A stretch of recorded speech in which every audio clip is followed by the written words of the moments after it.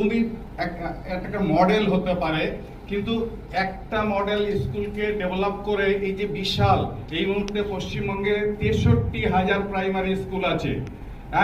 আমরা মানে যে সমস্ত টিচার আছে তারা কিন্তু তাদের স্যালারি যে কোনো প্রাইভেট স্কুল থেকে অনেক অনেক বেশি পায়। প্রায় 12,500 গভর্নমেন্ট স্কুল আছে। এখন যদি আমরা এই গভর্নমেন্ট স্কুলগুলোকে বাইপাস করে আমরা যদি এক একটা করে উমিদ, আলামিন, বেসানুর এরকম বানাতে যাই, আরো 200-250 বছর লেগে যাবে আমাদের স্বপ্ন পূরণে। তাই আমাদের এটা একটা সোসাইটিতে মডেল তৈরি হবে। সেই সাথে সাথে যে গভর্নমেন্ট স্কুলগুলো আছে, যে হাই স্কুল, তাদেরকে যদি আমরা সেখানে গিয়ে আমরা প্রোটেস্ট করতে পারি কেন টিচারদের অ্যাকাউন্টেবিলিটি থাকবে না, আজকে যদি এই সার্ভিলেন্স যদি আমরা বাড়িয়ে দিতে পারি, আমরা তো করতে পেরেছি।